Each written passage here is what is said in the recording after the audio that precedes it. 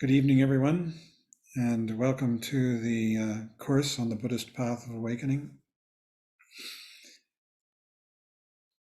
Tonight we are going to be discussing the Refuge vow, which is coming up on October 12th. So let's start by bowing in.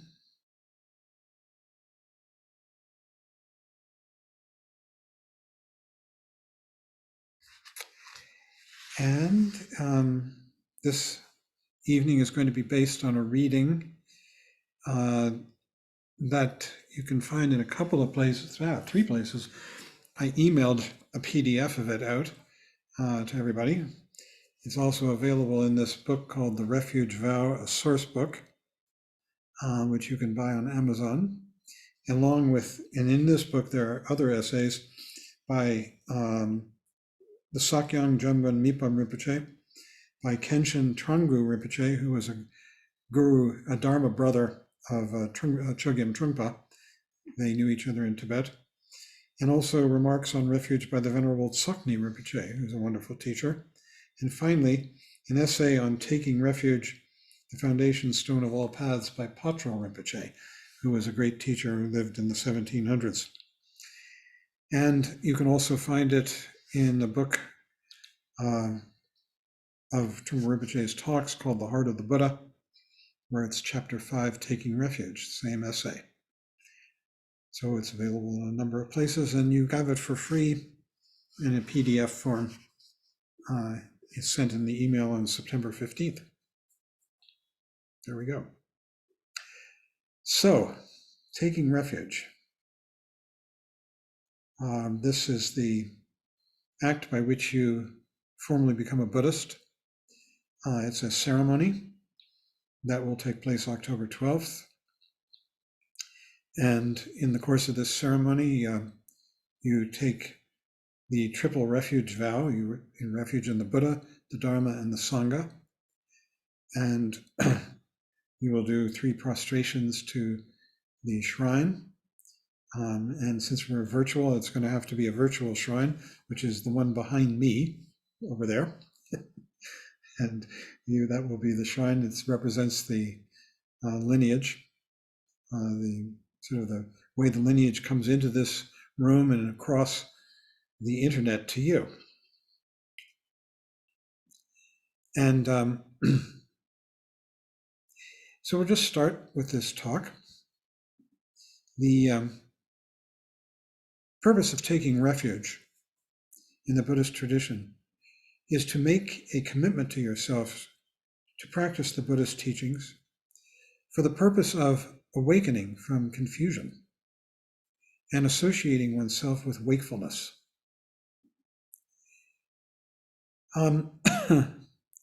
We are, Trungpa Rinpoche says, by taking the refuge vow, we are committing ourselves to freedom.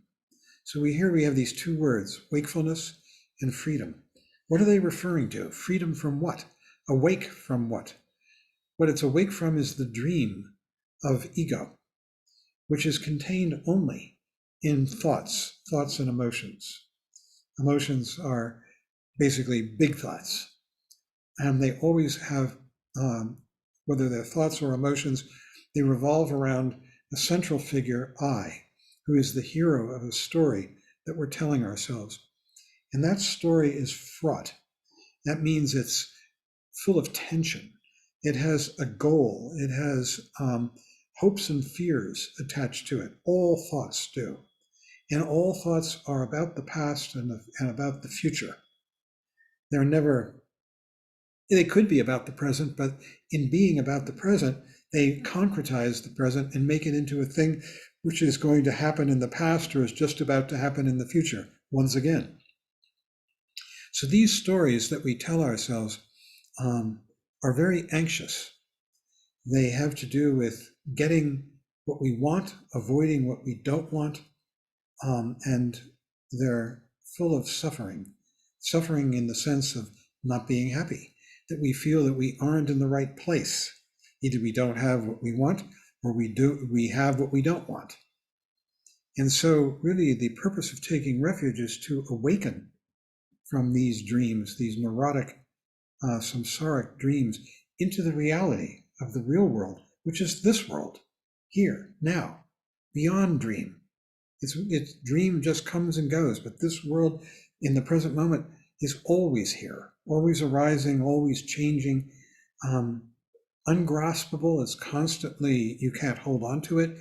If you try to hold on to it, it slips through your fingers like water. And it's beautiful, ever-changing, vivid, meaningful, and it's real. The dreams of thought are not.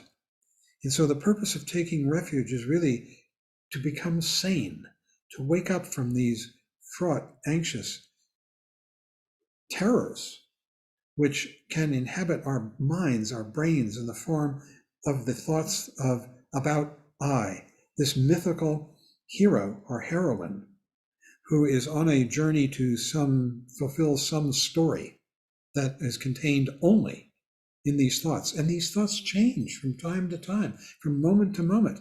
And the story that we were involved in 10 seconds ago has gone. And now we're involved in another one. It's very, very changeable and fickle and unreal. So he says here that it's not a matter of shopping for this or that allegiance to this or that solution or answer.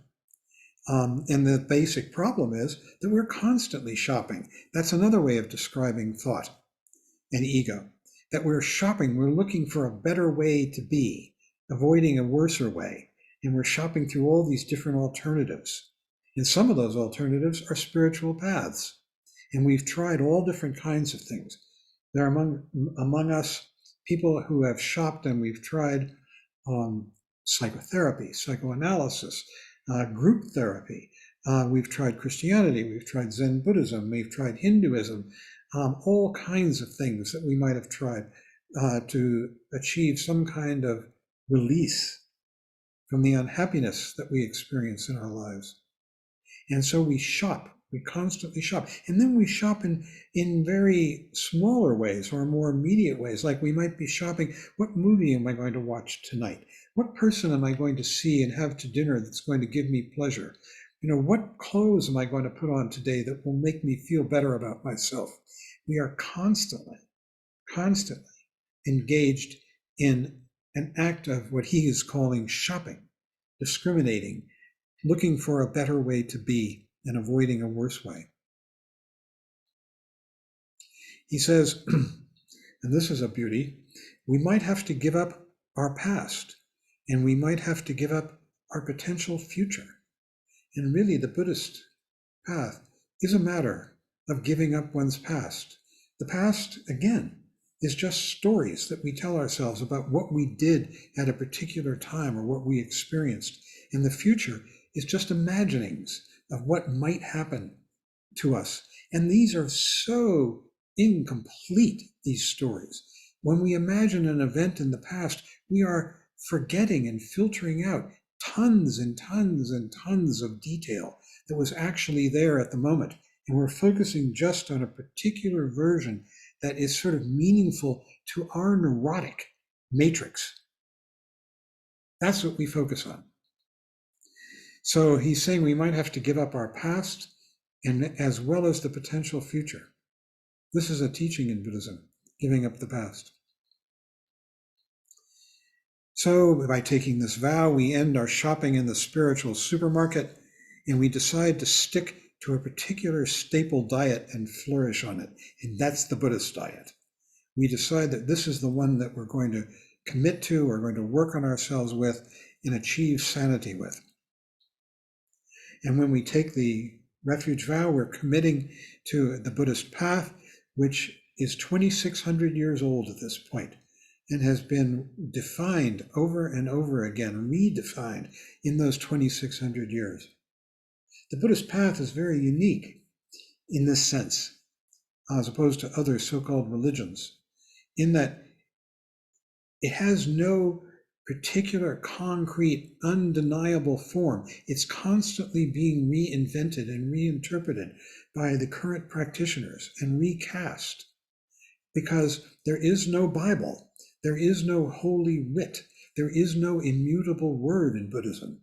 Buddhism is always what is the teachings of the people who have achieved realization now, and how they put it. So they're all the teachers that are abroad today, Tsoknyi Rinpoche and the Sakyong Mipam Rinpoche, and Trunggu Rinpoche he's teaching as well. And these people, each one of them recreates the Dharma in a way appropriate to the time, to now, and to the people to whom they are speaking. The Buddha did that himself, and he spoke to the people of his time, and he changed what he taught all the time, depending on who he was speaking to.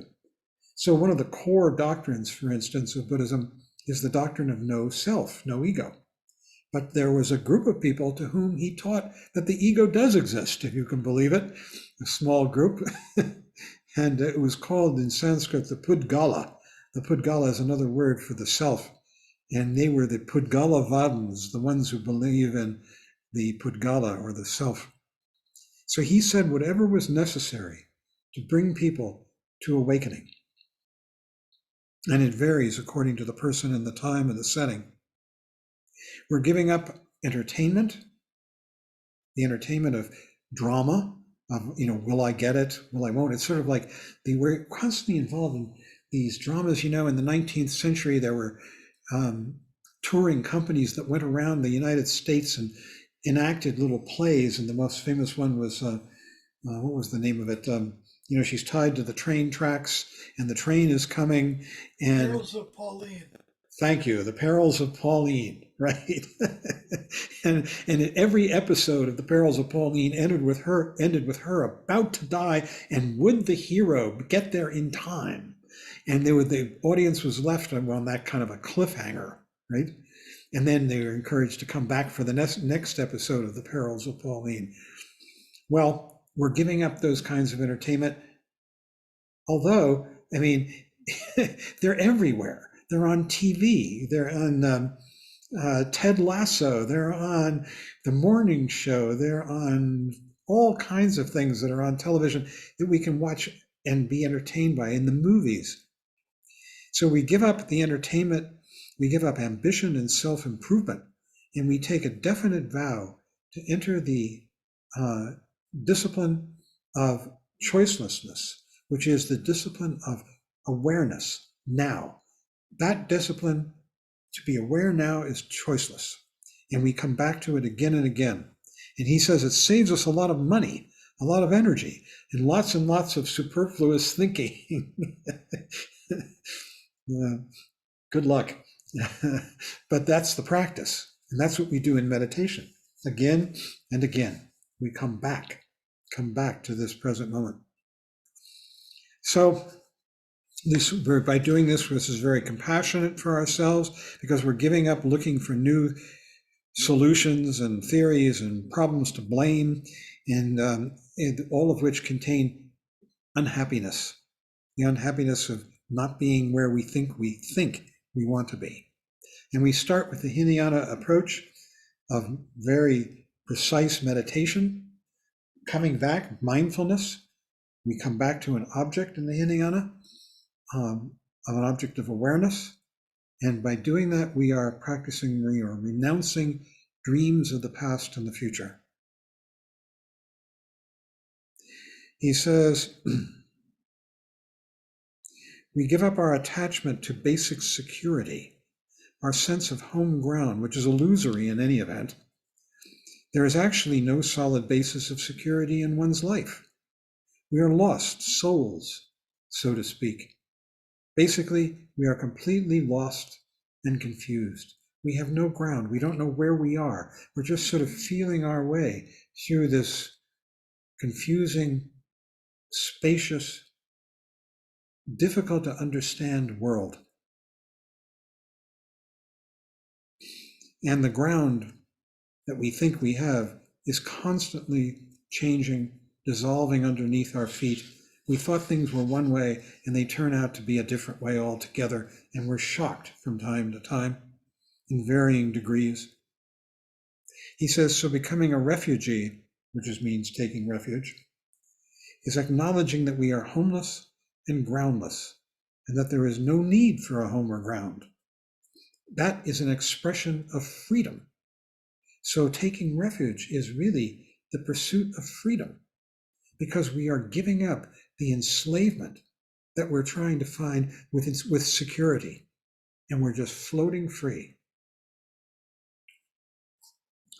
He says, we acknowledge that the only real working basis is oneself, and there is no way around that. And so one takes refuge in the Buddha as an example of how a person who did this, who floated free, in the Dharma as the path, and in the Sangha as the community of fellow travelers, the companionship of people who are pursuing the same path and working on this just as we are and can help us. He says, nevertheless, the fundamental essence of taking refuge is a total commitment to oneself. And when we are committing to oneself, we're committing to the truest version of ourselves that there is. This self that arises right this instant in the present moment, not some imagined self that was or will be. And we are committing to this self. That's really what the essence of refuge is. And in that, there is freedom, freedom from the tyranny of thought and ego. This ceremony marks the beginning of an odyssey of loneliness, because really there is no external help. It's all within ourselves. This is what the Buddha did. When he left his kingdom, he went out and he wandered and he took teachings from different teachers, none of which worked. And finally, he sat down and had to do it himself, working on his own mind himself, giving up all external panaceas. Still, it includes the inspiration of the preceptor and the lineage, which guarantees all of the above being loneliness, independence, and freedom. The preceptor and the lineage. The lineage is passed down from one person to the next, and at the moment, it's coming down through me, insufficient as I am. And it will come down through each one of us as we pass it on, each one of you, as you pass it on to other people around you, in informal settings and perhaps in formal settings. But it's all this power of the lineage. When we used to talk to Trungpa Rinpoche, because he was the only one we knew, he was our teacher, and we said, we regarded him as the Buddha. And he said, no, I'm simply the conduit for the lineage, the power of the lineage, which is coming all the way from the Buddha through a series of people, enlightened and unenlightened, down to us today.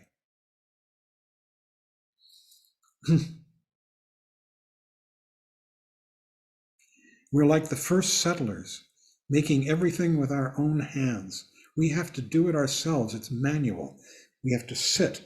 We go into retreat. We study. We consider these ideas, which we take them into our being and make them meaningful or not. We reject them. Each one of us has to do it. Just like he says the settlers had to build their own houses, out in the Great Plains, had to make their own clothes, raise their food. All of that, it's the same thing with us. And we work with a sense of sacredness and richness and the magical aspect of our experience.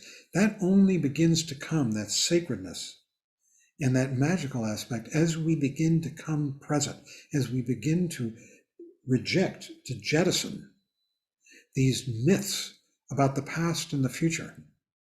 And we begin to realize that this, right here now, is the only reality we will ever have. And it's the most meaningful reality. And that's where sacredness and richness and magic lies. It has to be done on the level of our everyday existence. He says the path and the inspiration of the path are up to you. The path and the inspiration of the path are up to you. You have to do it.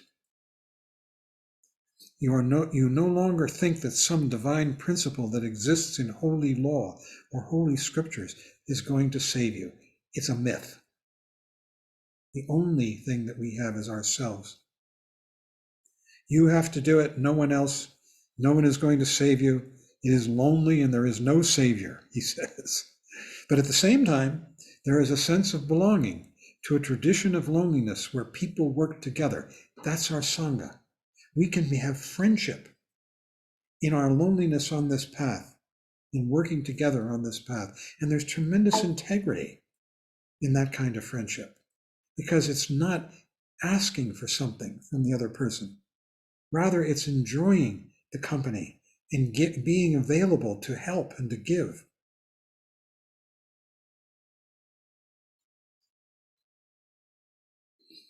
He says the ceremony is important to give you a particular moment when your commitment takes place.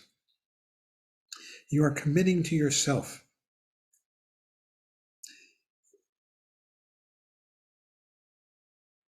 So you surrender in this ceremony to the preceptor, who again represents this lineage, this situation that has come down over 2,600 years and has to take human form always. You're being shown the path and you're working with particular teachers or teacher.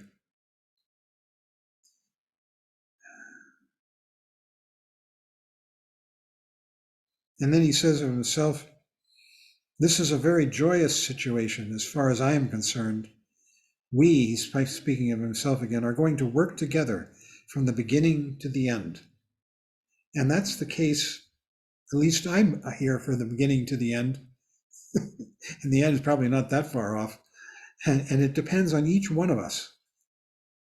Each one of us makes that commitment to ourselves.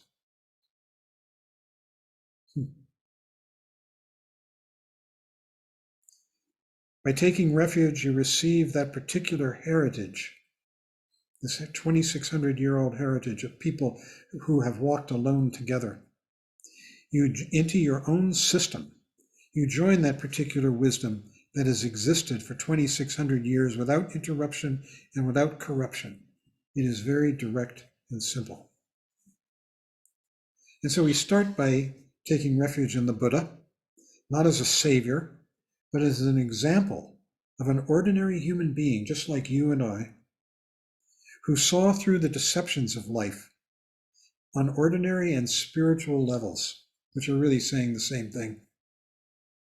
He found awakened mind by relating with the situations around him, confusion, chaos, madness. He worked on his own mind, which was the source of all the chaos and confusion. And that's the same for us. It's our minds that are the source of chaos, confusion, and suffering through unhappiness. There's the basic suffering of growing old, getting sick, getting stabbed in the leg, whatever it might be. But then what we're really talking about here is the suffering of not accepting things as they are, of wanting them to be different in the future, or of regretting them in the past. And that's a very different kind of suffering. That's the Buddhist suffering. He didn't blame anything, the Buddha, external. He didn't blame society, religion, life, etc. And he worked on himself. He pulled up his own socks, he says. Do you think the Buddha wore socks? I don't really think so. I see him more as a sandals kind of guy. And he attained awakening, Bodhi, enlightenment. His life example fits our own. He renounced ordinary life and went through a lot of religious trips, including theism. That's where he started. There was no non-theism when the Buddha started his trip, his journey. There was only Hinduism, which is theistic. And then he began working on himself. Our case history is completely comparable with his. We can follow his by example. And I want to tell you, when I look at my life and the things that I've gone through, I mean, I'm not the Buddha, certainly, but I have gone through the search And I think many of you out there have. We've tried all different kinds of things, and they have come up short. They have not worked for us. And we've tried them. We've pursued them to achieve some kind of fundamental happiness.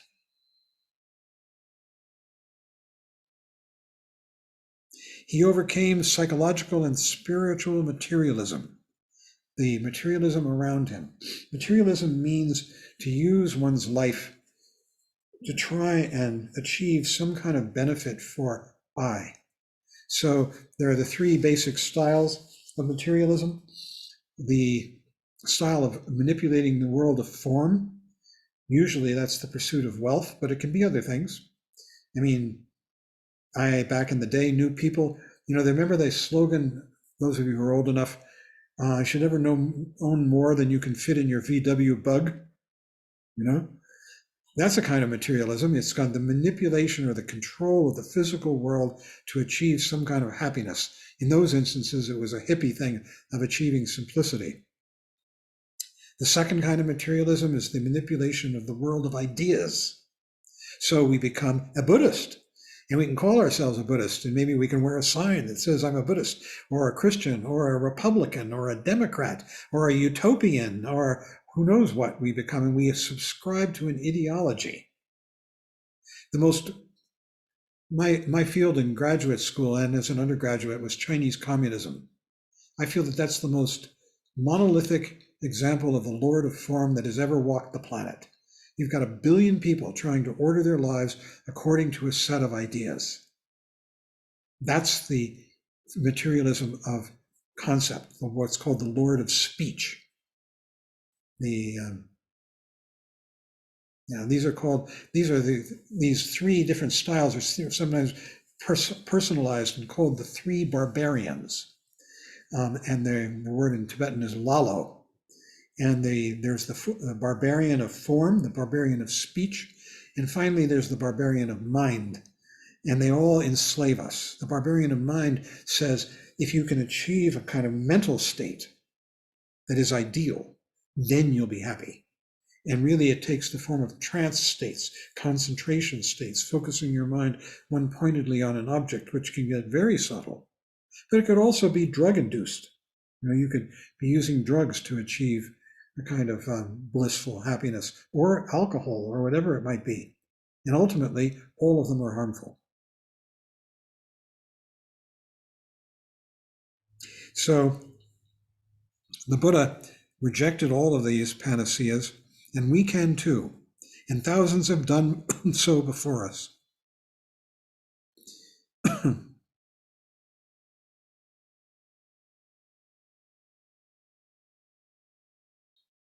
So it says the Buddha gave up relying on any kind of divine principle that would descend on him and solve his problems. We're constantly trying to reify our existence. And the way we do it is by relating to things out there. And the ultimate reification is to relate to something out there that we imagine to be utterly unchanging and permanent. Godhead. And if that's there, then I can be here eternal and safe. And this is what Buddhism rejects. It is a non-theistic tradition. And the Buddha gave up relying on any kind of divine principle. This is because what we possess, what Buddhists possess, is Buddha nature, enlightened intelligence. And it's completely just open in the present moment. It has no particular form. It's just here, ready to go at any instant. In fact, it never stops. So to say it's ready to go is probably, I'm misspeaking. It's always on. Then we take refuge in the Dharma. These are the teachings of the Buddha, teachings of Buddhism. And we don't discriminate between secular and regular, the sacred and religion. It's all life. There is no holy and profane. It's all the grist for the mill, everything that arises. Everything in our life situation is a constant process of learning and discovery. The Dharma is truth. It's truth because it goes beyond any conceptual formulation. It's only what arises right now, here. So it's undeniable. It's completely true. And it is passionless, because what passion refers to here is the constant desire that things should be different. And we want to manipulate them. There's a kind of you can call it passion, you can call it aggression, because we want to change the world to fit some idea that we have of how it should be in the future. And we are giving that up as Buddhists. We are coming into this present moment, working with this world as it is now, not according to some imagined idea that we have, some fiction of the future. Oh, if only I could be rich, and I'm going to manipulate my world and maybe even commit crimes to be rich. I had a friend who died a few years ago, David Gurevich, and David was a criminal lawyer, and he had tried to he tried to work on what he called the good guys, the good side, and he worked for the district attorney's office in Manhattan and also the district attorney's office in New York State. But you don't make any money doing that. And he had a family and kids. You get paid $100,000 a year, and he's a lawyer. Lawyers want to make more than that. So he decided to switch sides. He went to work for the bad guys. And the bad guys that he went to work for were Wall Street bad guys. And these are guys who were committing crimes on Wall Street. And he said of them, he said, I know they're crooks. They know I know they're crooks. But he got paid lots of money for doing it. I mean, we can do this. We can live our lives this way. And it's a corruption. We can live our lives in the pursuit of wealth and happiness. And it can take us into all kinds of terrible situations, goal orientations. But the Dharma, you see, is passionless.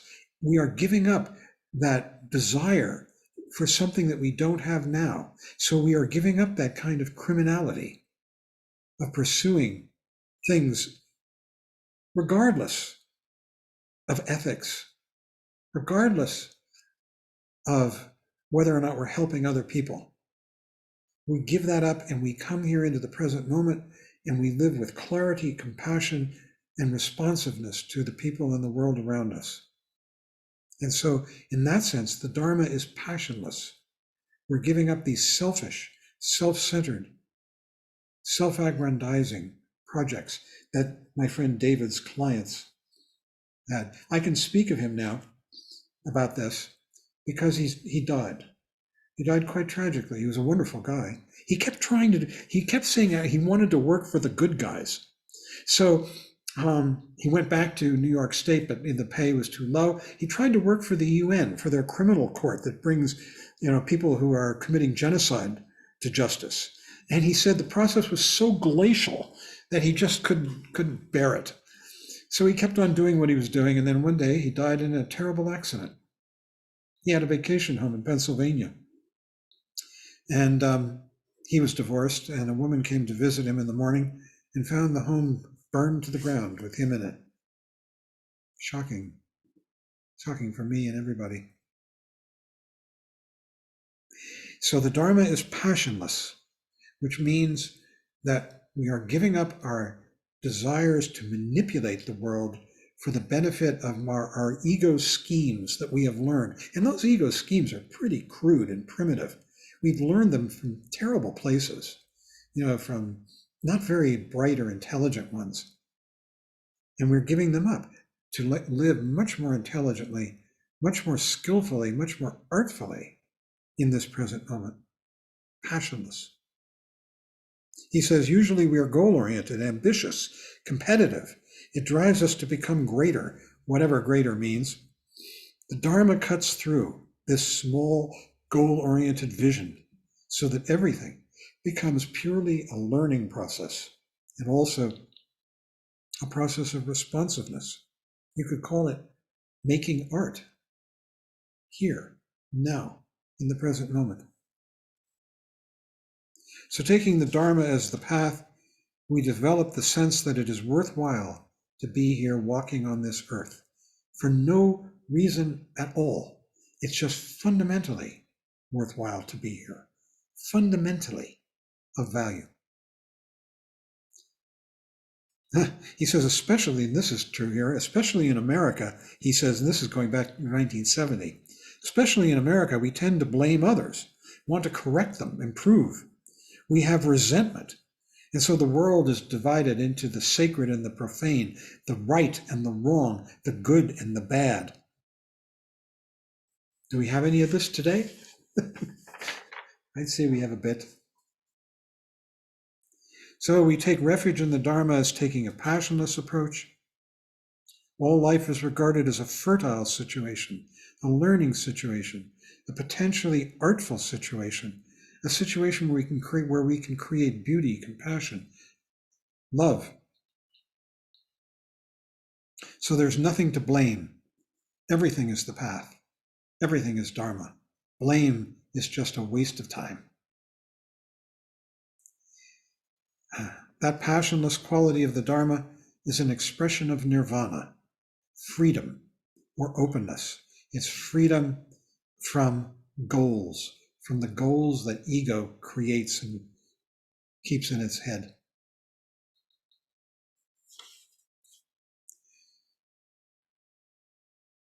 He says we're beginning to give up our storylines.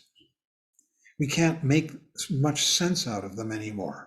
The stories that we have continually told ourselves throughout our lives about who we have to be, who we can't be.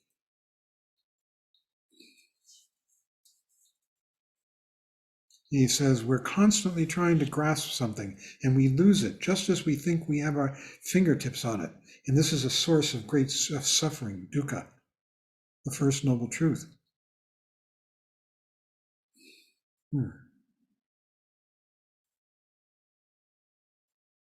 So taking refuge in the Dharma means relating to everything that happens now.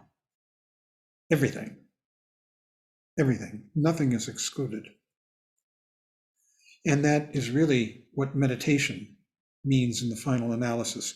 That is accompanied by the practice of meditation, he says, which actually makes the whole thing very clear and precise, the hopes and fears, the pains and pleasures. Meditation is the way in which we come present in an intelligent, open, compassionate, heartfelt way. That's really the meaning of meditation. It's not some mental exercise. It's coming present for our lives. And there are two aspects of the Dharma. What has been told, and these are the teachings like what you just read in preparation for this class, scriptures, books, and what has been experienced. Each one of us takes what has been told, what we have learned and read, and applies it to our experience. And that is the way we begin to tread the path. And this can be experienced by you, both with your teacher or teachers, and by yourself, particularly through sitting meditation and through meditation in action. Meditation as you walk down the street especially is powerful and difficult to remember to do.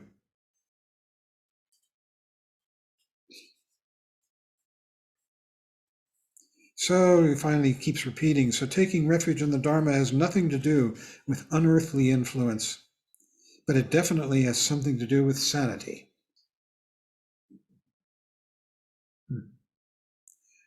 Whatever goes on in our minds, is a learning situation. Love and hate relationships that evolve in and around us, the sense of misfortune, feeling that we're lucky, sense of defeat, sense of arrogance, egohood, sense of patriotism, sense of smartness, being special, sense of confusion. All of these things are the path when we bring them to awareness. When we don't bring them to awareness, we're sleepwalking. We're living out a dream. And the minute you bring them to awareness, you can see the dream and let it go and come back into awareness. That is the path. It is the only way. It is the only thing that we can work on. The rest of it is dream.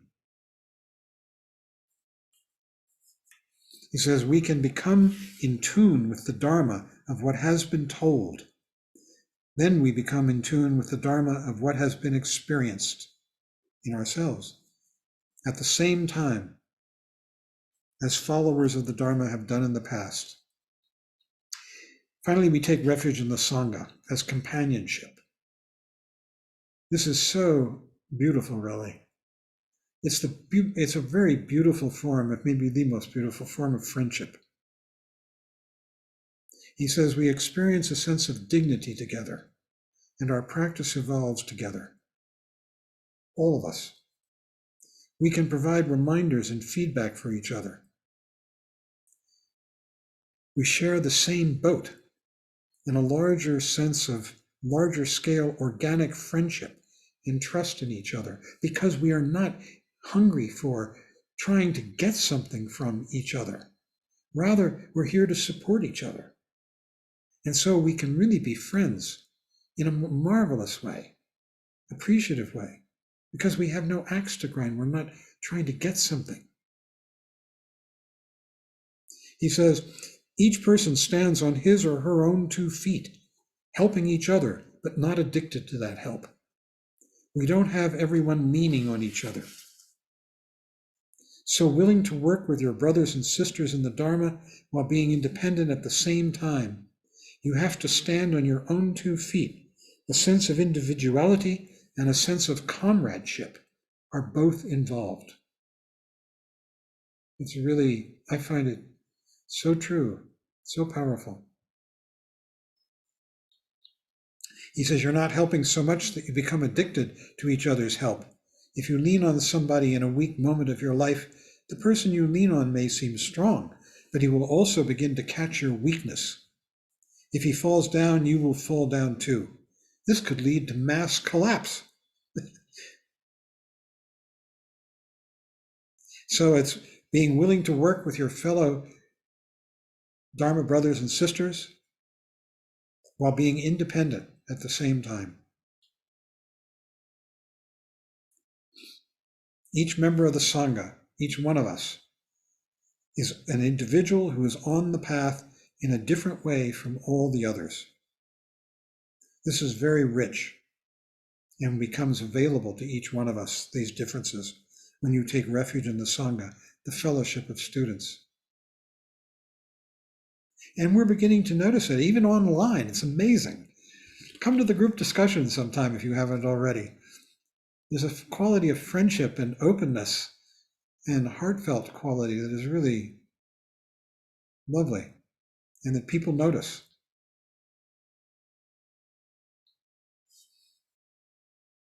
He says this, the Sangha is the community of people who have the perfect right to cut through your trips and feed you with their wisdom, as well as the perfect right to demonstrate their own neurosis and be seen through by you.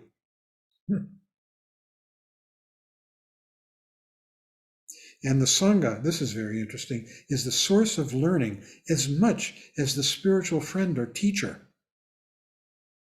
We're talking about the organized Sangha that sits and studies and works on themselves together.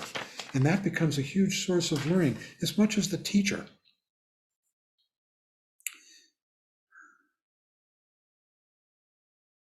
So with the Sangha, there's a constant process of opening into friendship, opening into honestly being who we are and what we need to be in the present moment.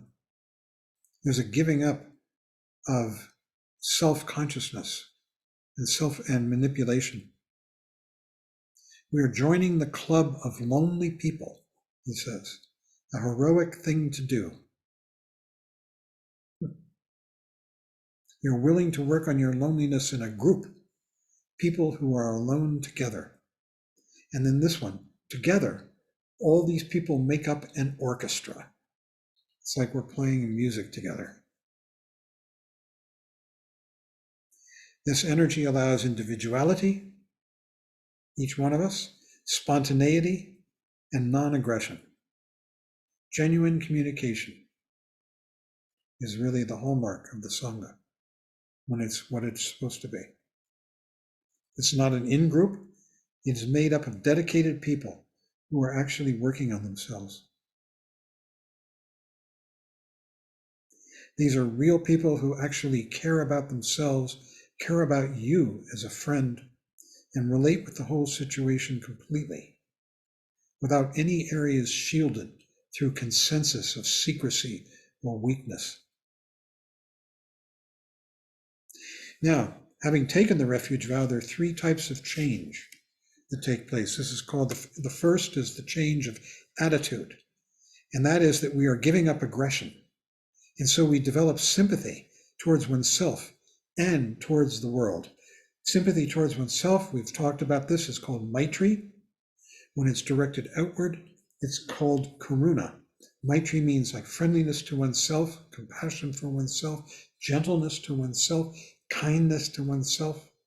And when one has these qualities to oneself, then one can direct it out to others as well, and then it becomes compassion. So we're giving up aggression, regarding the world as an object with which to do battle. We can give that up, with which to manipulate. And we're giving up passion, which is trying to manipulate things in a way that's conducive to me. Aggression is you want to change it, you want to destroy it, you want to get it away from you. Passion is you want to eat it, you want to consume it, you want to screw it, you want to make it part of yourself. And these are what are being given up. And you develop an awareness that allows you to be friendly with yourself, and so with the rest of sentient beings, a kind of gentleness. And it's very much connected to the practice of meditation. This is how we develop it, through sitting and meditation in action. And you also develop a thorough relationship with the teachings to such an extent that they begin to and continue to become part of you. It's like an obsession. You are completely obsessed with the teachings, and you take them in, they become part of you. That doesn't mean you become a religious person, sort of in quotes, like a holy person walking around in robes necessarily, but you become gentle, soft, amiable, and workable. And you don't try to defend yourself all the time.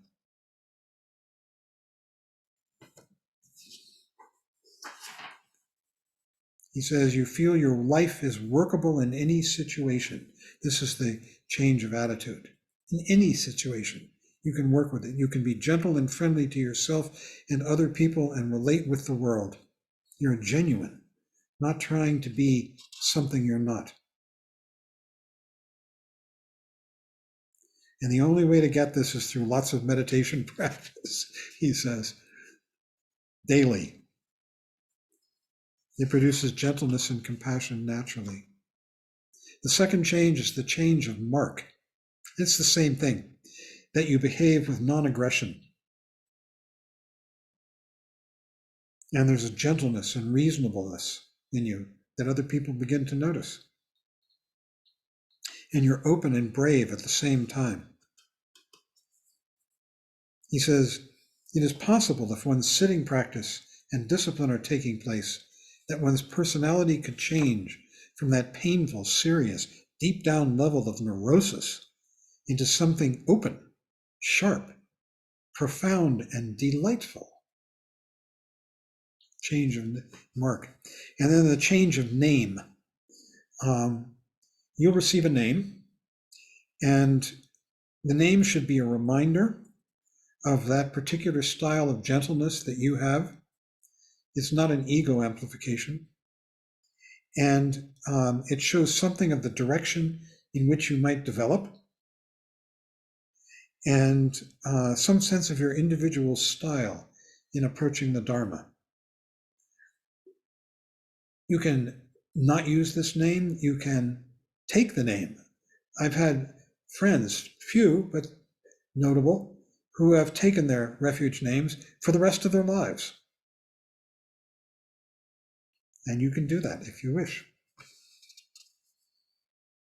Finally, the refuge vow ceremony, the main part is 3 prostrations, and then the refuge formula, 3 times. I take refuge in the Buddha, I take refuge in the Dharma, I take refuge in the Sangha.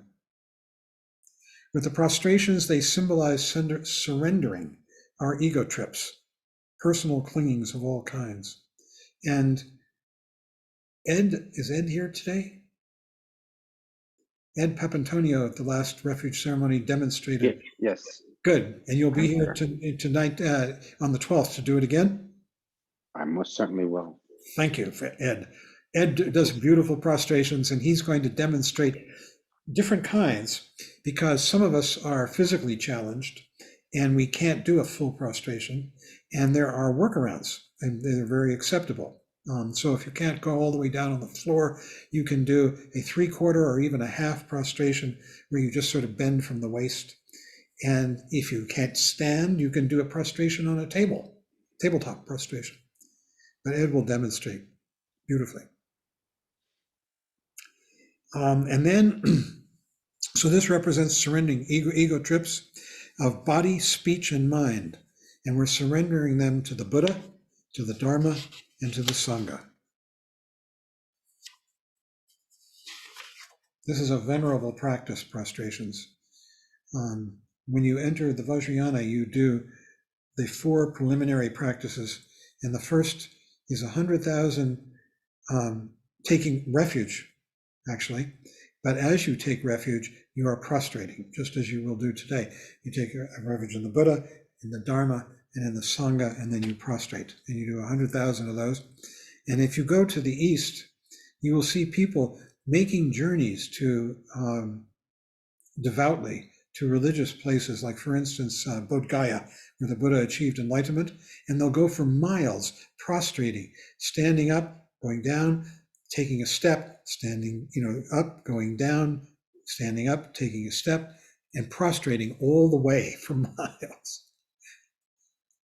He says you're surrendering yourself to this basic sanity of earth, which represents the past, present, and future lineage holders. You're bowing down on this earth, is surrendering yourself to basic sanity. So you prostrate 3 times to the shrine, which represents our heritage, the lineage of those who have transmitted awakened mind, and it represents the preceptor, the inheritor of this lineage. He says, God, Buddha protect you. You have a living Buddhist in front of you, for what it's worth. Kneeling and repeating the refuge formula 3 times is the actual refuge taking and has 3 aspects. You acknowledge yourself, you acknowledge the need for protection from yourself, and you acknowledge the other, which is the Dharma and the Sangha.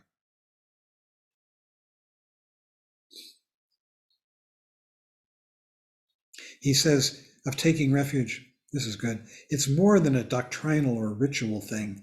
You are being physically infected with commitment to the Buddha Dharma. Buddhism is transmitted into your system. Something in the lineage which is very physical, almost to the level of chemistry, enters your heart as commitment to openness takes place. The 3rd time you say the refuge formula, the preceptor snaps his or her fingers, and that is the moment of transmission. The sperm enters your system. And from that moment, you are a follower of the practicing lineage of the Kagyu. In this case, we're part of the Kagyu lineage of Tibetan Buddhism. Finally, he says, at that particular point, the energy, the power, and the blessing of basic sanity that has existed in the lineage for 2,600 years in an unbroken tradition and discipline from the time of the Buddha enters your system, and you finally become a full-fledged follower of Buddha Dharma. You are a living future Buddha at that point. So we can have a discussion. There's a lot in that chapter.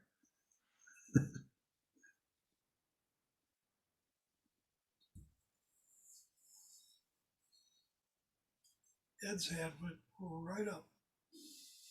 Okay. Yeah. Yes. To go back to an earlier part of the discussion, I think that you said that the present is always here and ever changing. And if the present is ever changing, how is it really different from the past or the future? In that it's now, but immediately it becomes part of the past. Certainly, it's nothing you can grab a hold of or cling on to. And even if you are um, attempting to be totally sensitive to the other, that sensitivity itself is evolving and changing, so that isn't that itself illusory?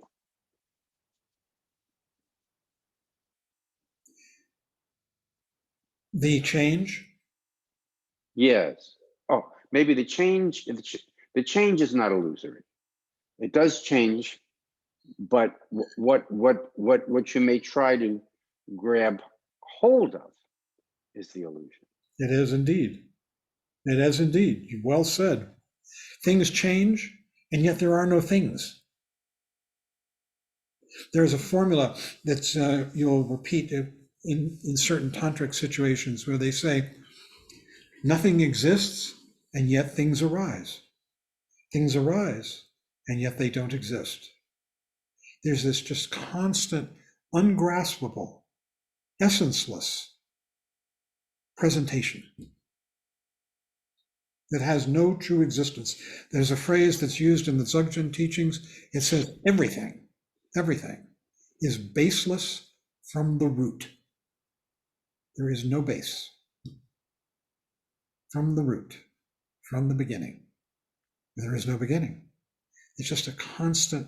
And Suzuki Roshi, at the beginning of Zen Mind, Beginner's Mind, David Chadwick asked him to sum up the essence of Buddhism in just a couple of words, if he could.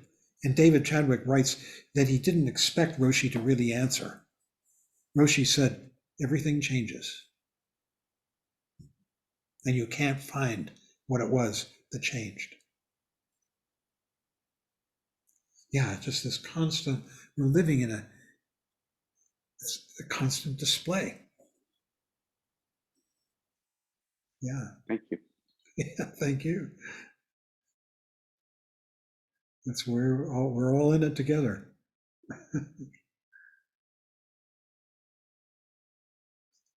Baseless from the root. How many times have I heard that? Everything is. Barbara. Will there be people who are taking the vow for the second or other time? Yes, indeed. You can renew your vow. Now you don't, as long as you remember your name, you don't get a new name. If you can't remember, sometimes people can't remember their names, and so they ask for a new name. But otherwise, lots of people come, and there will be people here at this ceremony, not a lot, but some, who are renewing their vow. That's what it's called, renewing their vow. They just take it again for the inspiration. Okay. Definitely. Absolutely. You can do that with all Buddhist vows. The Bodhisattva vow, and then there are lots of tantric vows. Will you be offering Bodhisattva vows? Yes, the same day. Oh, I Now- see. Now, there is a rule, and I'm going to have to double check this. I just want to go back and see how firm, and I'm going to talk to some people. The rule that I've known in the past is that people who have not taken the Bodhisattva vows can't witness it. Everybody can witness refuge vows, non-Buddhists, Buddhists of every stripe. But in order to witness the Bodhisattva vow, what's traditional is that only other Bodhisattvas, people who've taken it, can see it. Also, when you get your refuge name, it's public. You can use it. I have a friend who passed recently. His name was Michael Cohen, and his refuge name was Sherab Chudzin. And after he got his refuge name 50 years ago, he went by Sherab. That's what we all knew him by, right? So people can do that. The other names, the Bodhisattva name, you can't reveal to anyone except someone who has taken the Bodhisattva vow. Oh, And it goes that way all the way up after Refuge, because in Tantrism there are other ceremonies that you will participate in. Abhishekas, they're called, which loosely translates as anointments. Abhisheka is like pouring liquid, and really means is initiation, and you get a name, and you can't reveal that name except to people who have taken the same vow. Sometimes they're so secret you can't reveal them to people who have taken the same vow, but with a different teacher or at a different time and place. They have to have been there right where you were. Don't ask me why. It's kind of fun. But the refuge name, that's public. thank you. You're welcome. You're not taking a vow, or have you taken vows? I have, yes. Oh, good. Quite a long time ago. But I've been inspired by the teachings recently, and the refuge vows that I was just reading and that you were just talking about, to take them again. So, Absolutely. There will be others like you at the ceremony who are retaking their vows. Ed Papantonio, he's doing it. It's a wonderful thing to do. and we just contact you beforehand to have some kind of meeting with you. You can, but it's not necessary. Since you have already taken the vow, you can just show up if you wish. But if you want to talk to me, I'm perfectly happy to. Okay, thank you. I took my vows at Karma Choling. That's good. Mhm. Okay. You want to share your refuge name? You know, I can remember part of it, but and I think I'm going to be able to remember the full name. I'm surprised that I've forgotten it. The last part of it is dancer. Oh, So I think Stefan will probably remember it, and I'm sure I have it written down someplace. okay. Yeah. So and it's interesting because the person who assigned me that name didn't know that I was a dancer. So that was very interesting. Yeah. So that's one reason why I remember it. Yeah.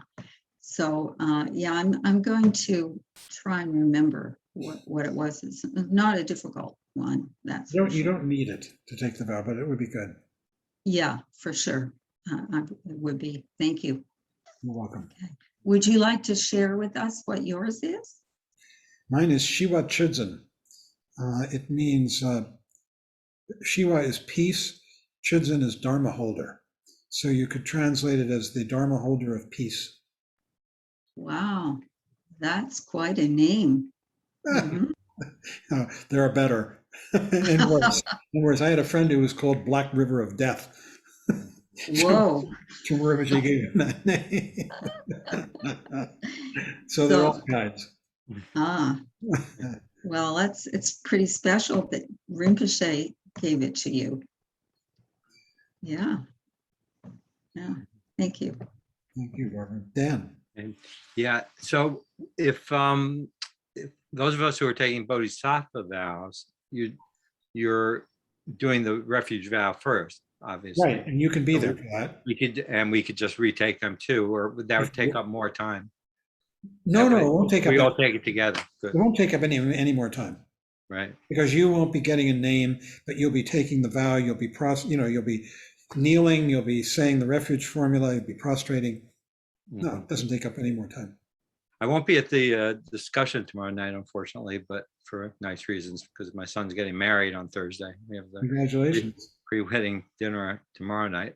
But it's interesting. We didn't read, I don't think we did this reading before the last time we took the refuge vows. And this time to me, it sounded like the refuge vow was a lot more challenging than taking the Bodhisattva vow. Yeah. Yeah. It's profound. Yeah, interesting. Yeah, So I'll probably retake them first. good. Okay. Thank you. Yeah, thank you, Dan. Anybody? Do we take, when we do the vows, when we say them, do we do it all together or Oh, yeah. individually? All together. All together. Mm-hmm. Yeah, and ideally, you're kneeling on with one knee up and one knee down. Kneeling on one knee Okay. with your hands in Anjali.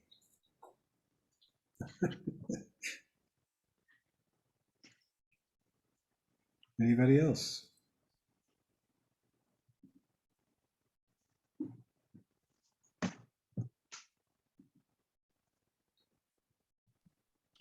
Judith has her hands up. Who? Judith. Judith. Yes. I've been wondering in the chants, the way we ask, say, grant your blessing. Supposedly this is non-theistic. And I was thinking if it said grant your teachings, that would be one thing.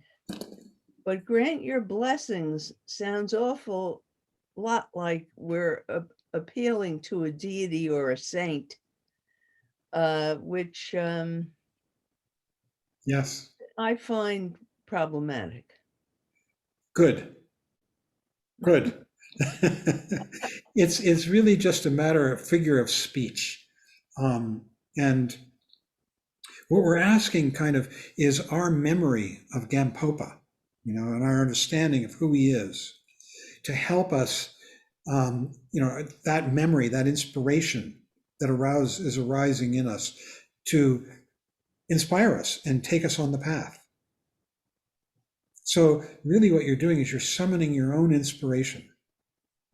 And you're doing it through an external image that inspires you, that means something to you inside, that has come to mean something. And Gampopa was really the founder of the Kagyu lineage. There are lots of stories about him. His wife and 2 children were killed in a plague. And he adopted robes, became a monk at a time when there was almost no monasticism at all in Tibet. And then he became a student of a great yogi, Milarepa.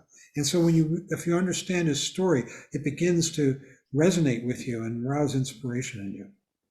So you're not really asking this external deity, external being, to give you something from outside. It's really a matter in every instance when that occurs, we are rousing our own intelligence, inspiration, heart.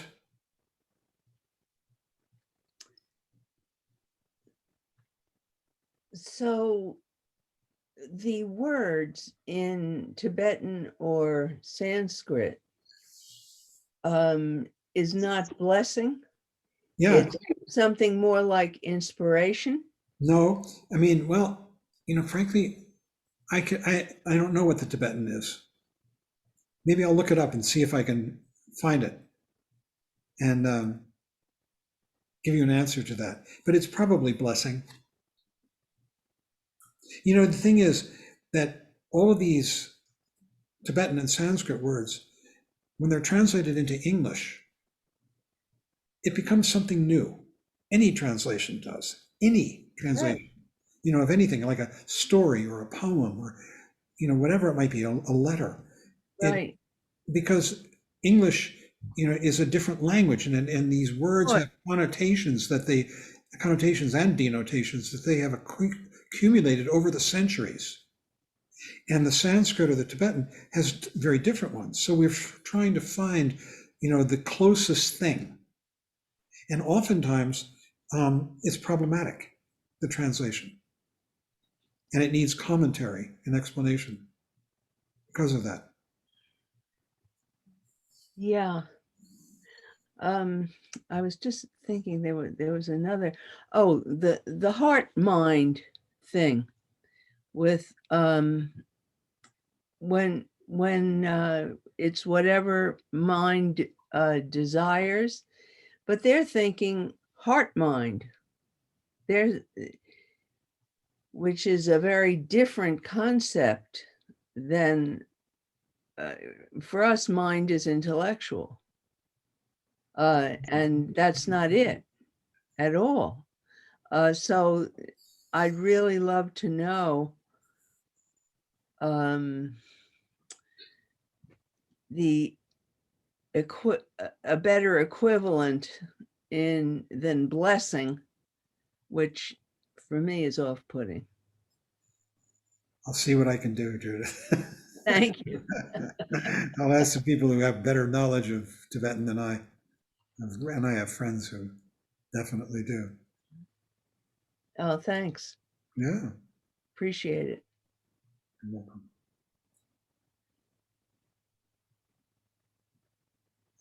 Well, friends, any other questions or comments?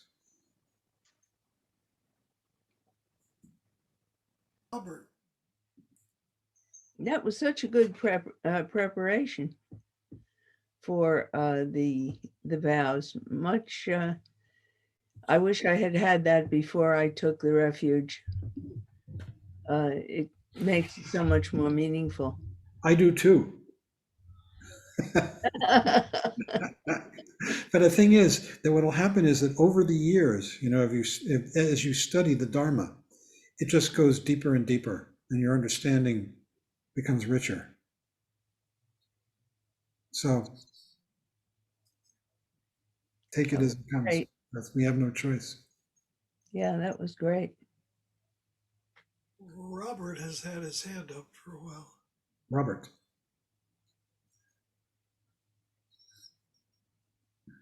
Good evening.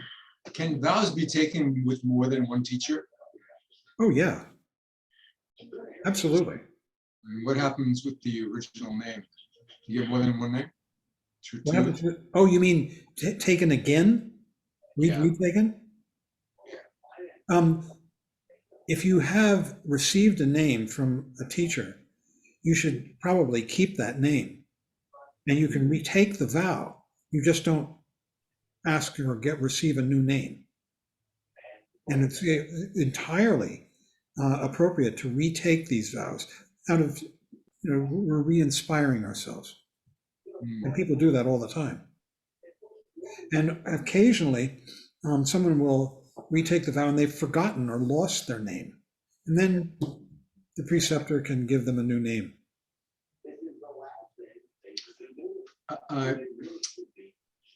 It occurred to me in the early part of the conversation tonight, and I've been hearing this over and over again lately, that in a world absent of passion, as it was described, that the only thing that's left is service. Service. Yeah. Well, you see, when they talk about passion, this kind of passion, they're talking about the three poisons, which are neurotic. Love, compassion, those things are not neurotic, and those things do not die. They are part of reality. What dies is the neurotic aggression, passion, and stupidity of the three poisons, which has to do with ego manipulating the world, for its own benefit. Aggression is pushing things away, passion is pulling them towards you, and the third one, which is moha in Sanskrit, sometimes it's translated as ignorance, but I think that's a bad translation. And it really means indifference. It's like two things can come closer together, move farther apart, or stay the same distance. It's passion, aggression, and indifference. Alejandro has his hand up. Thank you. You're welcome. Alejandro. Hey, John. I was wondering, I'm a big believer of the all rivers meeting the ocean belief of all the different dharmas eventually coincide. And I just heard that in here we are taking refuge under the Kagyu lineage. And I was wondering if once we take the refuge here, is it still possible to devote the same kind of love and energy towards, for example, Nyingma teachers or other kinds, and still not feel like it's clashing? Absolutely. Okay. Absolutely. You know, someone, I'll just tell you a quick story. Thank you. Great question. Back in the early days, you know, when Eastern religions were flooding into America, you know, we had the Satguru and we had Swami Satchidananda and we had Yogi Bhajan and we had and then we had, you know, Suzuki Roshi and Trungpa Rinpoche and all kinds of people. And two students of Swami Satchidananda came to visit Trungpa Rinpoche. This is the Hindu. They walked in and they're all wearing whites and they're barefooted and they got long hair and beads, you know. And both of them eventually became his students, by the way. At that point, they were the head they were the head of the Los Angeles Integral Yoga Institute. And Alejandro, say something, because we're talking and we've got the images changed. Yes. Thank Tell you. me. Thank you. And they had been sent by whoever it was. There was going to be what they called a spiritual Woodstock. The Woodstock had just happened. So they were going to have a spiritual Woodstock, and it was going to be in the Pacific Northwest. And all the religions, you know, would be invited. And the theme of this was that while the paths may differ, in the end, they all go to the same place. And they wanted Trungpa Rinpoche to come and participate. And he begged off, he politely declined, he had other commitments, that kind of thing. When they left, and these two people became principal students of Trungpa Rinpoche, by the way. And when they left, he turned to me and another fellow who was there and said that he found that idea distasteful. That in the end, all religions are one, because it's so focused on getting to the end. And he said what's really necessary is to appreciate the beauty of each individual and different path. So, Taking inspiration from the whole, yes, towards really the same. and that each one of us has our own path and our own, and your path is different than mine, even though we may proceed along the Kagyu path. And the Kagyu path is a legitimate Buddhist path.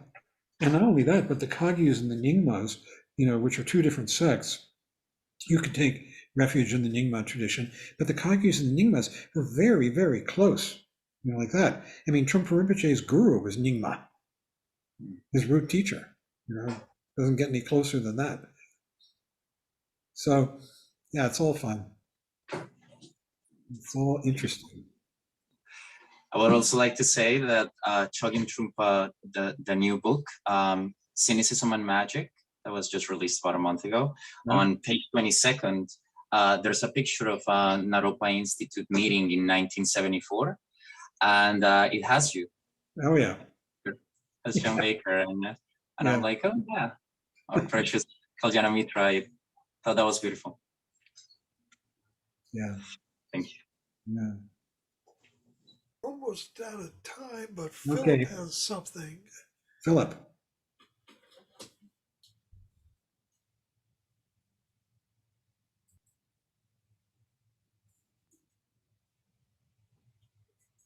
Philip, Philip? you're muted. Philip, You're muted. You double clicked it. Philip. There you go. I lost you for a minute. I wanted to share a couple of lines from my favorite poem these days. And again, it's Tokmo Zangpu, 37 Practices of a Bodhisattva, because it's so consistent with what we're all saying, starting with Rinpoche on page 3, talking about the refuge ceremony. The ceremony cuts the line that connects the ship to the anchor. And just continuing into the next 4 lines where you're talking about the 3 poisons. So if you bear with me, this is about leaving your homeland, beginning the journey, taking the step, standing on the shore. What do you leave behind? What do you expect to find? And how lucky we are. So this is verse 1. Right now, you have a good boat, fully equipped and available, hard to find. To free yourself and others from the sea of samsara, day and night constantly study, reflect, and meditate. This is the practice of a bodhisattva. Verse 2. These are the 3 poisons you all know. We just live them all the time. Attraction to those close to you catches you in its currents. Aversion to those who oppose you burns inside. Indifference that ignores what needs to be done is a black hole. Leave your homeland. This is the practice of a bodhisattva. Thank you. It's beautiful. And on that note, I think maybe we should close. And let's do the dedication of merit. And you're all welcome to come tomorrow. So on the 12th, we'll be doing the vows. And I've forgotten already if I mentioned that our Dharma sister, Alex Merritt, is in the hospital she just had surgery for breast cancer. She's in Mount Sinai in New York. And the Sangha sent her flowers. So, all right. Thank you, Mudit. All right.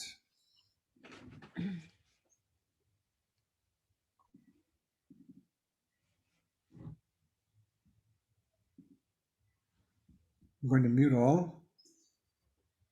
Tomorrow we have cacophony, but not tonight.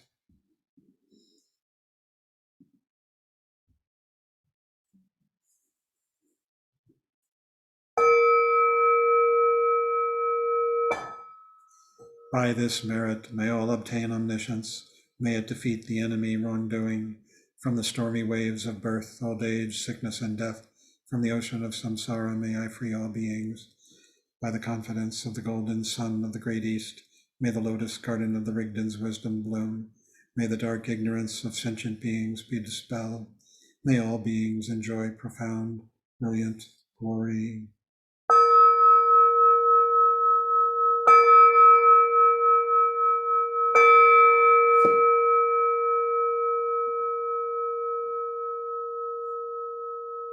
So thank you, everybody. Thanks, John. Thanks, everybody. Thank you. Much. Thank you, John. Thank you, John. John. Great to see you. Thanks, John. Bye, Thanks. everyone. All Good night, right. everyone. Good night. Good night. Thanks, John. Thanks, everybody. Thank you. Good to see you all.